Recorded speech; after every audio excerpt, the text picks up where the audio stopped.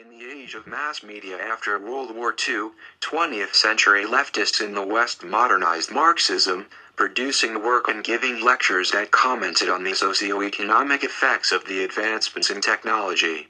In 1967, a Dialectics of Liberation conference was held in London, at which many radical activists and philosophers spoke.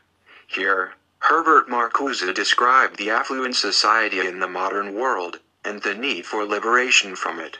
The affluent societies were class-based, capitalistic societies with the most advanced breakthroughs in technology.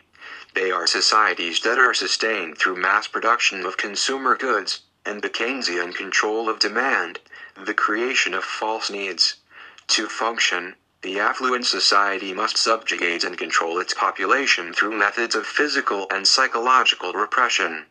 This same year, Guy Debord, a more radical Marxist thinker of the Situationist International, published a text called The Society of the Spectacle that describes a society in which all social relationships are reduced to mere representation, mediated entirely by images. The idea that a society of the spectacle seeks to manipulate those within it into conformity, into a blind acceptance of an unfulfilled life was an important influence on the French student revolt in 1968. At its inception, the Marxist path to communism relied on a revolution from the workers, the proletariat, who did not own the means of production in industrialized societies. On a mass scale, this revolution would, in theory, turn the class system on its head before breaking it apart altogether. The result would be a classless, collectivized society in which members would, in effect, give what they could, and take only what they needed. But in the first half of the 20th century, capitalistic Western societies advanced beyond industrialism, and entered the post-industrial period in which information and media became the primary modes of production and consumption. Certain aspects of Marxist theory no longer applied. The post-industrial society now operated in a realm that was once removed from reality, and the ability to mass produce and quickly disseminate media meant power. The society of the spectacle benefits from using the power of images to exploit the function of a sign system. The advertisement for a banana becomes a more accurate manifestation of banana-ness than the actual fruit. The representation replaces the actual. In the 20th century, the power of labor was undermined by technology. Marcuse's affluent society develops to a great extent the material and even cultural needs of man, a society which, to use a slogan, delivers the goods to an ever larger part of the population. It's a society that sustains itself by creating false need, and consumer goods that promise satisfaction until the next need is created. Debord calls this society an immense accumulation of spectacles, in which all that once was directly lived has become mere representation, defined as a social relationship between people that is mediated by images. The spectacle has permeated all life to the point at which it isn't obvious to the naked eye. As a philosophical text, the Society of the Spectacle situates Marxism within the framework of post-industrial, post-war capitalism. It's composed of 221 short theses that reinterpret Marxist notions of commodity fetishization in post-industrial societies, and the role of mass media. Debord is important to consider when discussing the events of May 1968 in Paris.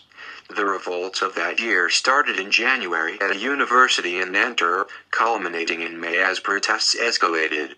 The uprising spread to the Sorbonne on May 3rd, and students formed a temporary, fragile alliance with French communists and workers' unions within the next few weeks, causing massive strikes.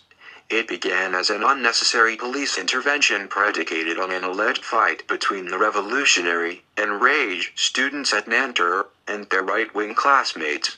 Over the next month, the rapidly growing movement threatened the very framework of what was becoming a post-industrial, spectacular society. By May 20th, nearly 10 million workers were on strike. The revolt was chaotic and disorganized, even refused to articulate itself. Daniel Cohn-Bendit, One of the more recognized student protesters stated that the movement had grown much larger than could have been foreseen in an interview with Jean-Paul Sartre on May 20th. Now that the movement had grown so large, Cohn-Bendit still considered spontaneity to be important. In his own words, our movement's strength is precisely that it is based on an uncontrollable spontaneity, that it gives an impetus without trying to canalize it or use the action it has unleashed to its own profit. For Cohn-Bendit, the movement would only succeed if it was consciously an anti-spectacle. Chaotic in nature, the movement was impossible to be manipulated, impossible to control.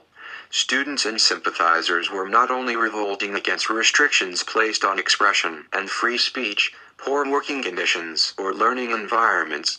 May 1968 was an existential crisis, a war waged on a shackled life inside Plato's cave, an existence bound by work and fear of boredom, succinctly described in spray paint on a Parisian wall in 1968.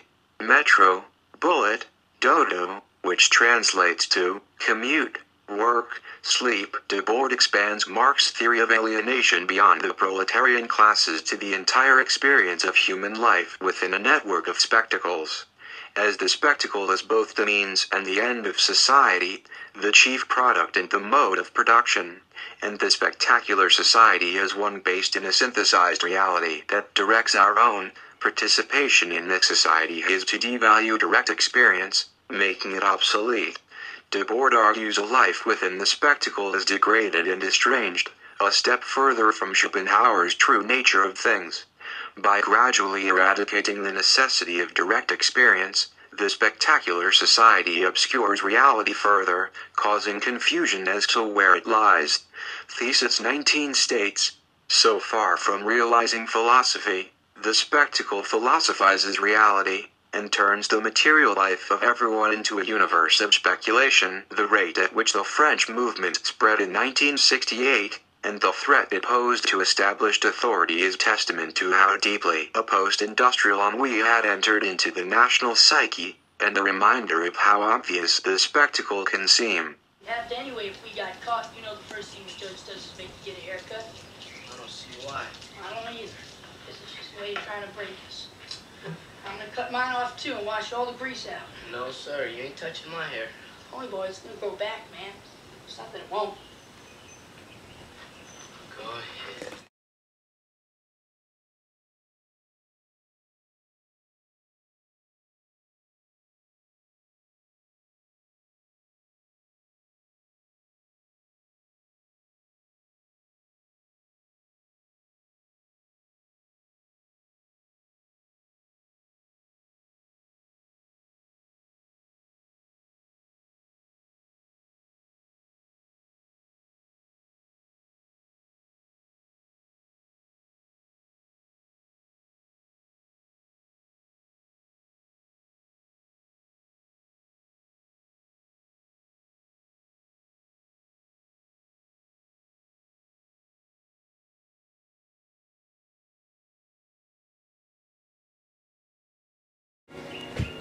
Yeah.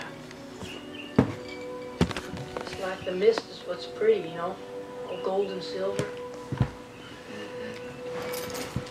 You're making a movie? Too bad it can't stay like that.